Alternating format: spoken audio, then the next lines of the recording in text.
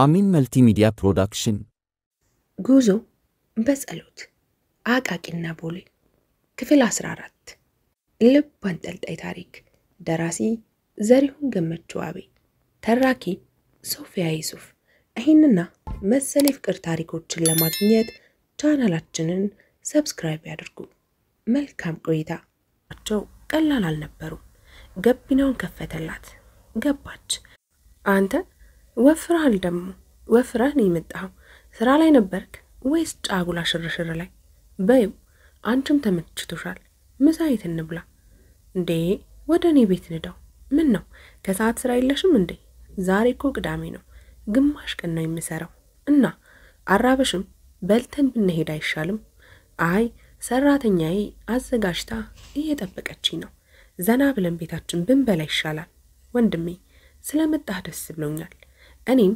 ከሰዓት ስራ ስለሌለሽ ደስ ብሎኛል ብሎ መኪናዋን ወደ አስፓልት መሃል አስገባትና ነዳት የእውነትም ከሰዓት ስራ የለኝም ብላ ወደ ቤቷ ይዛው እየሄደች በመሆኑ ከፍተኛ ደስታ ተሰምቶታል ከአመታት በኋላ መልሶ ዛሬ እድሉን ይሞክራል አው በስደት ከሄደበት ባዕድ ሀገር ተመልሶ የመጣው ለዚሁ ነው ከባሏ እንደተለያየችና እሱም በዛ ንዴት ከሀገር ውጪ መሰደዱን ሲሰማ ለዛ ነው ሁሉንም ነገር እርግፍ አድርጎ የመጣው እነሆ ተመልሶ በመጣበት ባለፉት 6 ወሮች እሷን ከገባችበት ድባቴ እንድትወጣና ያልተሳካ ትዳሯ ከፈጠረባት የስነ ልቦና መሰበር እንድታገግም እንደ ወንድም እንደ ጓደኛ ከዛም አልፎ እንደ ባለሙያም ከጎኗ ሆኖ ሲያግዛትና ሲደግፋት ነበር አሁን ግን ልቧ ሌላ ፍቅር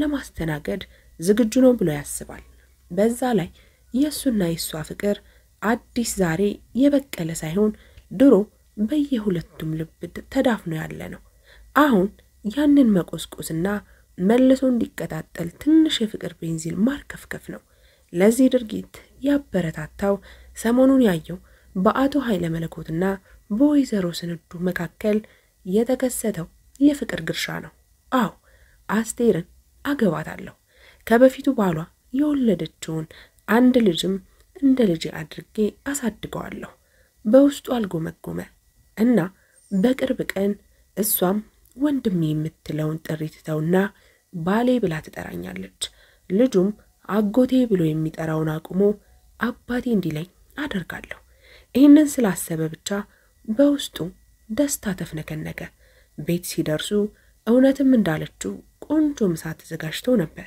የጠበቃቸው እየተጎራረሱ በሉ ከምግብ በኋላ ቡና ተፈላላቸው እሷ 2 ሲኒ እሱ ደግሞ 1 ሲኒ ጠጡና ቡናው ተጠናቀቀ እዚሁ ልንገራት ወይስ ይዣት ወጣልበልና ዘና ያለ ቦታ ወስጄ ዘና ባለ ስሜት ላይ ከሆነችልኝ በኋላ ልንገራት እያለ ሲወዛገብ ቆየና ፕሮግራማችን እንዴት ነው ወጣ እንበል ወይስ እዚሁ ነው የምንቆየው ሲል ጠየቃት አይ ወጣ እንላለን ሱፐርማርኬት ወጥቼ መሸማመት አለብኝ መጠነኛ ድግስ ደግሳለሁ ማታ እንግዳ አለብኝ ንግግሯ ግራ አጋባው ደነገጠም የማታ እንግዳ ምን አይነት ነው አንተም አለህበት ዛሬ እዚህ ነው አይደል የምታድረው እሷ ጋር እንዲያደር ስለጠየቀችው ደስ ብሎታል ግን እንግዳውስ ለመሆኑ ማን ነው ሴት ነው ወይስ ወንድ እሺ እዚህ ነው የማድረው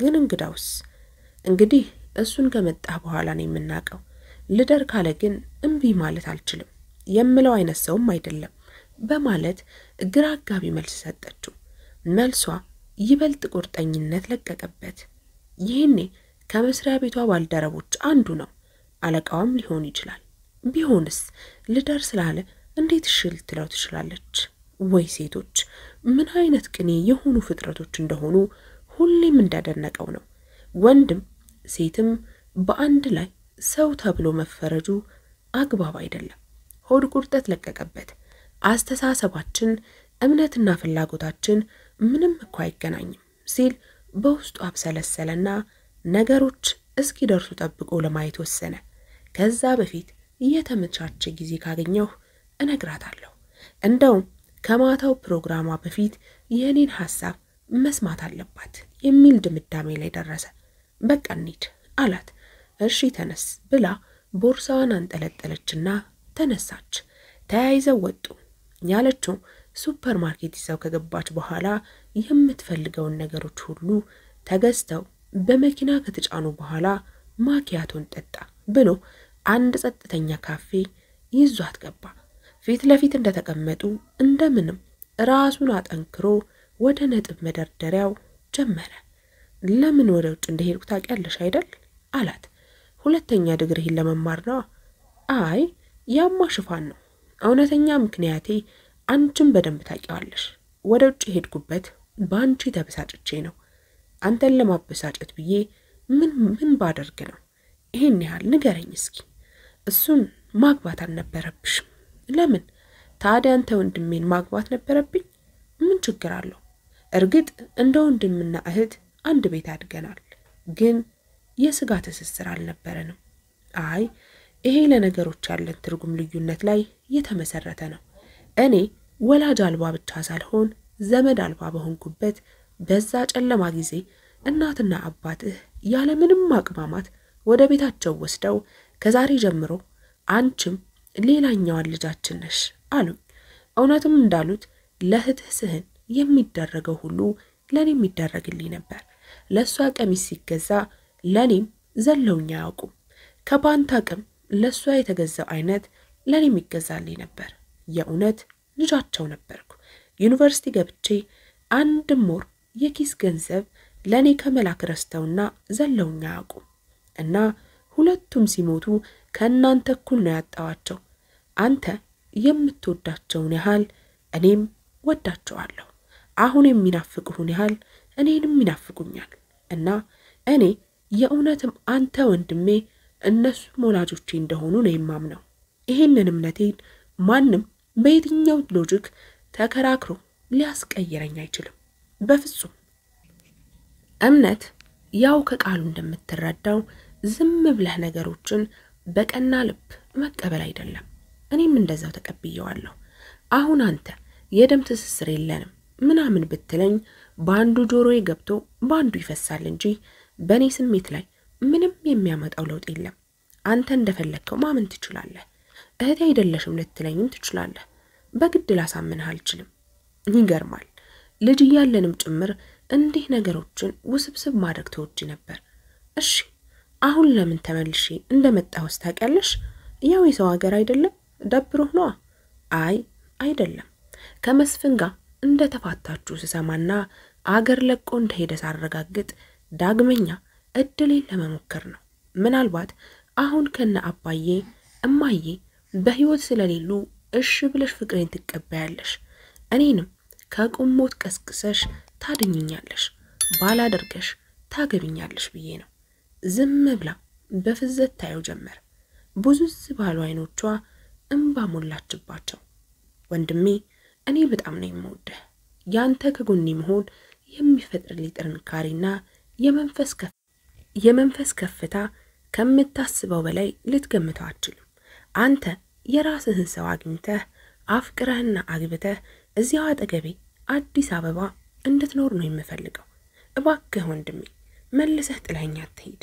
ዳግመኛ አሰደዳለሁ ካልከኝ በጣም ነው የማዝነው። ራሴንም መቼም ይቅር አልለውም። የምታወራው ምንም ሊገባው አልቻለም። እሱ የሚያወራው እሷን ስለማግባትና አብሮ አንድ ቤት ስለመኖር ነው። እሷ የምታወራው ስለሱ ዳግመኛ መሰደድ ድንገት ሳላውቅ ተመልሼ ሄዳለሁ ብያት ይሁን እንዴ ሲል ራሱን ተጠራጠረ። ኪያ ምን ነካሽ? ተመልሼ ሄዳለሁ ብይሻለሁ እንዴ? አላልከኝም? ግን ወንድሜ በወላጆቻችን አጥንት ይዣለሁ። ምንም ቢፈጠር ጥለኸኝ እንደማትሄድ ቃል ግባልኝ። እሺ ቃል ገባልሻለሁ። ምንም ቢፈጠር ምንም ተመልሼ በድጋሚ አልሰደድም። ጥሩ። ማታ የምቀበለው እንግዳ መስፍን ነው። የቤተሰቦቹን ሞት የሰማ ቀን እንኳን እንዲህ አልደነገጠም። ምን? መስፍን ከየት? ውጭ አይደል እንዴ? አዎ፣ ላለፉት 2-3 ወራት ስንደዋወል ነበር። ችግሮቻችንን ተነጋግረን ለመፍታትና የተበላሸውን ግንኙነታችንን ለማስተካከል ወስነን አሁን እየመጣ ነው። ዛሬ 2 ሰዓት ነው የሚገባው። ቀጥታ ከቦሌ እኔ ነኝ የምቀበለው። እየመጣ መሆኑን ቤተሰቦቹም አያውቁም።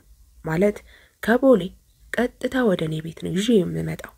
ልጁንም በጣም ናፍቋል እና ተነጋግረን ችግሮቻችንን መቅረፍ ከቻል ነገሮች ወደ ድሮ ቦታቸው ይመለሳሉ ማለት ነው። ያው ታውቃለህ የፍቹ ጉዳይ ገና ፕሮሰስ ላይ ነው። ያ ማለት አሁንም በህግ ፊት ባልና ሚስቶች ነን። ድንዝዝ ባለ ስሜት ንግግሯን እስክትጨርስ ዝም ብሎ አዳመጣት። በፍጹም ጸጥታ ነው የተቀመጠው። ሰውነቱ አይንቀሳቀስም። የአይኖቹ ቅንድቦች እንኳን መንቀሳቀስ አቁመው ነበር። ትንፋሹ መተንፈስም እንዳቆም አይነት የመታፈን ስሜት እየተሰማው ነው። ንግግሯን ካጠናቀቀች በኋላ እሱ በዝምታው እንደቀጠለ ነው። ግራ ገባት። የሆነ ነገር እንዲል እየጠበቀችው ነው። እሱ ግን እንደዛ እያደረገ አይደለም። አስፈሪ ዝምታ ላይ ነው።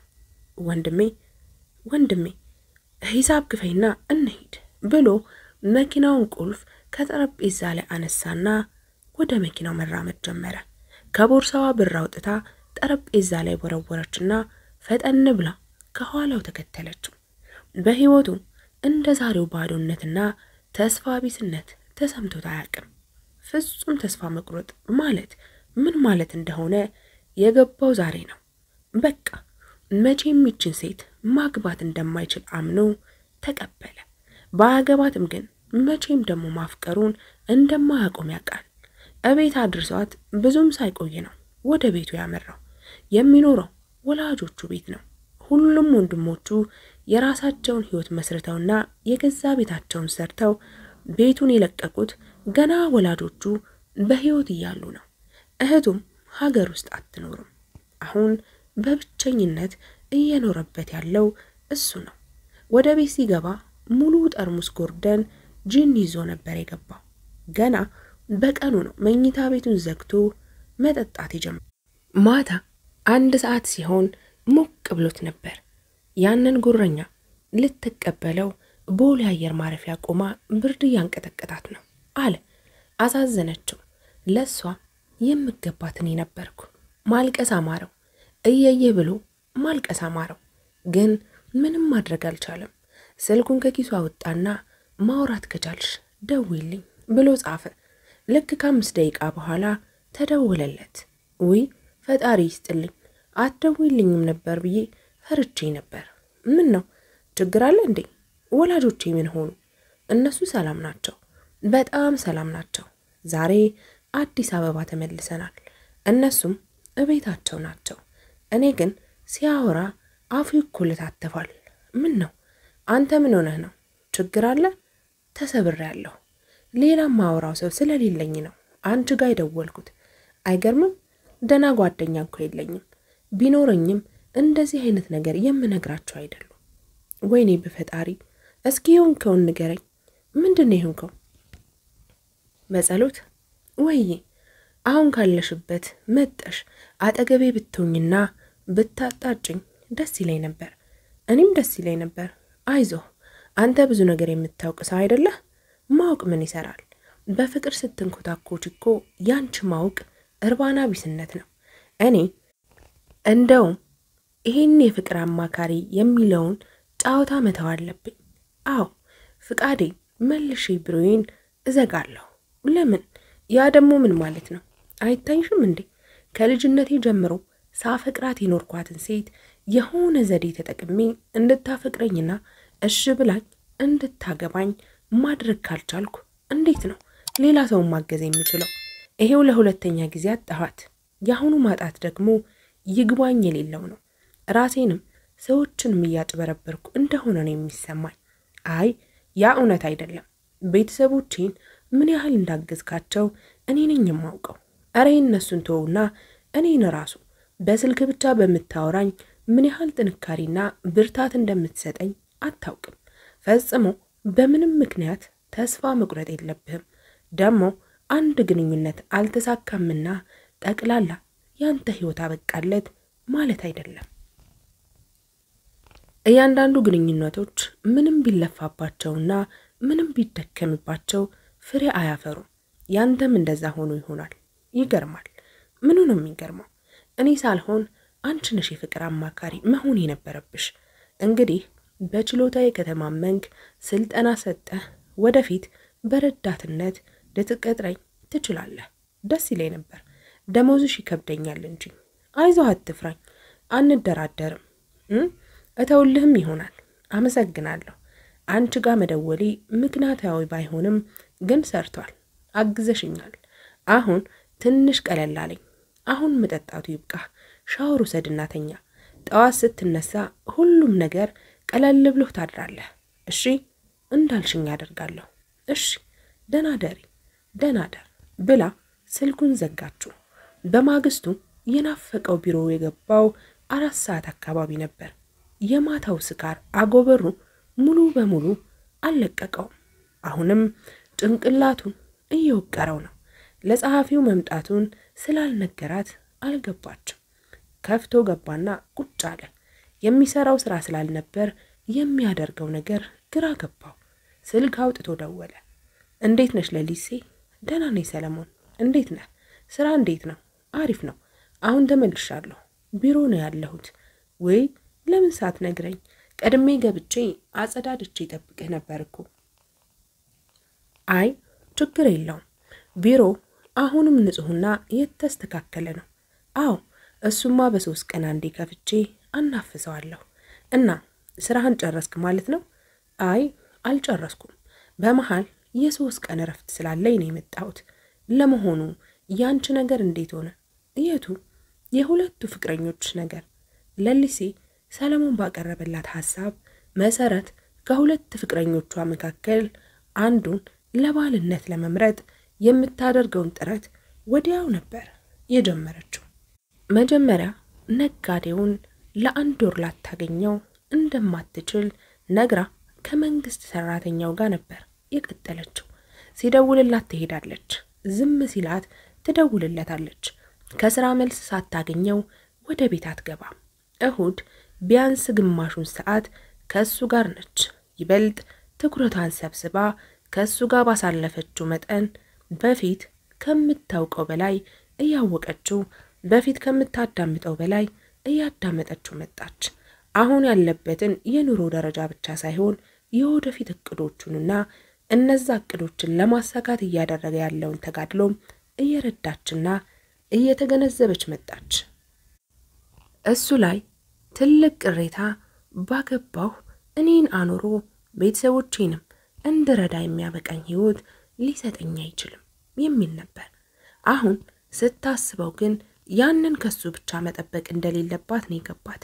እሱ ባለው ቁርጠኝነት ላይ እሷ ተጨምራበት ካገዘችውና ከጎኑ ሆና አብራው ከታገለች ጎደሎ ሊሞላ የሚችል አይነት እንደሆነ ተረድታለች።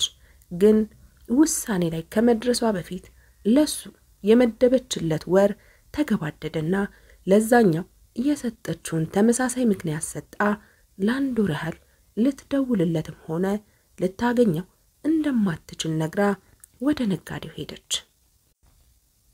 በእውነት ነጋዴው ጋር ልክ እንደወትሮ ሁሉ ነገር ተሰርቶ ያለቀ ሆኖ ነው የጠበቃት።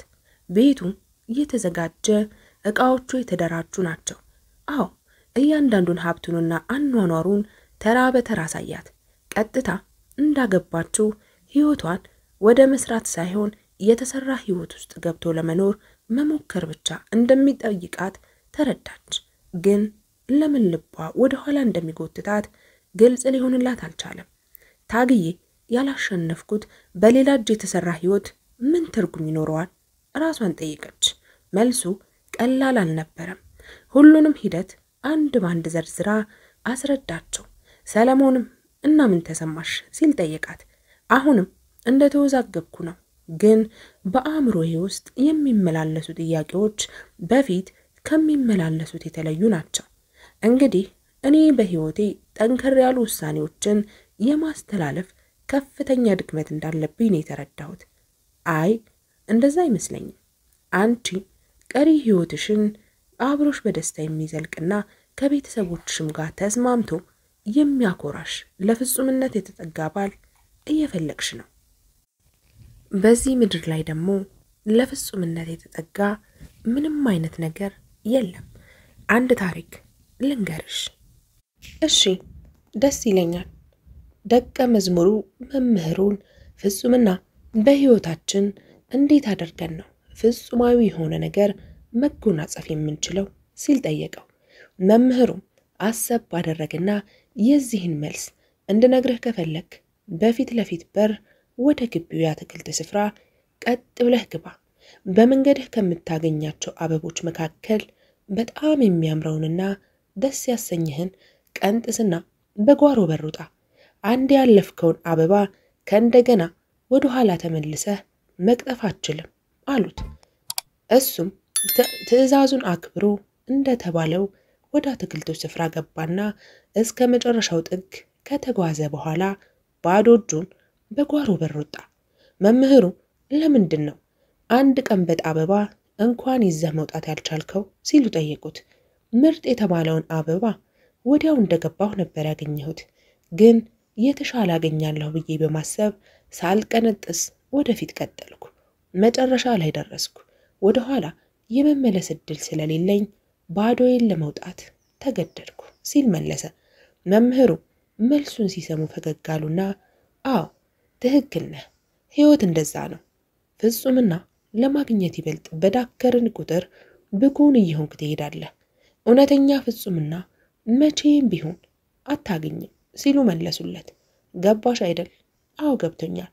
እንግዲያውስ ፍጹም በምናብ ዓለም ካስቀመጥሽው ወንድ ጋር የሚስማማ ባል እንደማታገኚ አውቀሽ ለሚመጡ 10 ቀናት ሁለቱንም ሳታገኚ አስቢበት። ከዛ ማናቸውን የበለጠ የሚናፍቁሽ ይመስልሻል? የትኛው ቢያቅፍሽ ትፈልጊያለሽ? ማናቸው የልጆችሽ አባት ቢሆኑ ይሻላል? በህልምሽ እየደጋገመ የሚመጣው የትኛው ነው? ለ10 ቀን አስቢበት። እሺ እንደዛ አደርጋለሁ። ግን አሁን እየገባኝ ያለው እኔ ከባሌ ምን እጠብቃለሁ ብቻ ሳይሆን ለባሌስ ምን ይዤለት እሄዳለሁ የሚለውን በጥልቀት ማሰብና መዘጋጀት እንዳለብኝ ነው። ጎበዝ ነሽ። ይሄ ትልቅ መረዳት ነው። በይ ደህና ደሪ። ወይ ከመዝጋትህ በፊት ድፍረት አይሆንብኝና ዛሬ ቤት ለምን አትመጣም? ለምን? እማዬ የማርያም ድግስ አለባት። ማህበርተኞቹ እስከ 10 ሰዓት ነው የሚቆዩት። 11 ሰዓት ብትመጣ በጣም ደስ ይለኝ ነበር። ኧረ ተይ፣ ምን አለበት? ቤተሰቦቼ በጣም ነው ደስ የሚላቸው። 11 ሰዓት ነው ያልሽኝ? አዎ 11 ሰዓት። ብቻውን ሆኖ ስለ አስቴር እያሰበ ከሚሰቃይ ከሰው ጋር ተቀላቅሎ የባጤ ቆጡን እያወራ ሊረሳት የሚሞክር እንደሚሻለው አሰበና እሺ በቃ እመጣለሁ አላት። በቃ አቃቂ ፖሊስ ጣቢያው ጋር ስትደርስ ደውልልኝ፣ ወጥቼ እቀበልሃለሁ። እሺ እደውላለሁ ብሎ ስልኩን ዘጋው። እሺ ማለቱን ፍጹም አላመነም። ጠበል ለመቅመስ ከሜክሲኮ አቃቂ ለመሆኑ በህይወቱ ጠበል የተጠራውና ጥሪውን አክብሮ የሄደው መቼ ነው? ፍጹም አያስታውስም። እንዳለችው እንደደወለላት ደቂቃ ሳታባክን ነው መጣ የተቀበለችው። መኪናውን እዛው አስፓልት ዳር ፓርክ አደረገና ተከትሏት ይዛው ሄደች። ግን ወደሚያስደነግጥ ቦታ ነው ይዛው ሄደችው። ይህንን ግቢ ትናንትና በዚህ ሰዓት መኪና ውስጥ ሆኖ ከአሰሪዎቹ ጋር በመሆን ሲሰልለው ነበር። ምን አይነት መገጣጠም ነው! ለሊሴ ምን አይነት የመደነቅና የመገረም ስሜት ሳያሳያት ተከተላት። አሁን ነገሮችን ተገጣጥሞ ሲያስብ በጸሎት እሱን እንዴት እንዳገኘችውና ስልኩን ከማን እንደወሰደች ተገለጸለት። ለሊሴ ግቢ ውስጥ ይዛው ገባችና መጀመሪያ ከአባቱ ጋር ከዛም ከወንድሟ ጋር አስተዋወቀችውና ይዛው ወደ ሌላ ክፍል ውስጥ ይዛው ገባች። ክፍሉ አዲስ የተሰራ መሆኑ ያስታውቃል። ጥግ ላይ በስነ ስርዓት የተነጠፈ አንድ አልጋ፣ ከዛ 2 ወንበርና አነስተኛ ጠረጴዛ ይታያል። ጠረጴዛ ላይ 2 ነጭ ሻማ ተለኩሶ እየበራ ነው። የቤቱ ወለል ሙሉ በሙሉ ቄጤማ ተጎዝጉዞ አውደ ዓመት መስሏል። አልጋው ጠርዝ ላይ አንድ ወጣት ተቀምጣለች። ከዛ ውጪ ቤቱ ባዶ ነው። ክፍል 15 ይቀጥላል።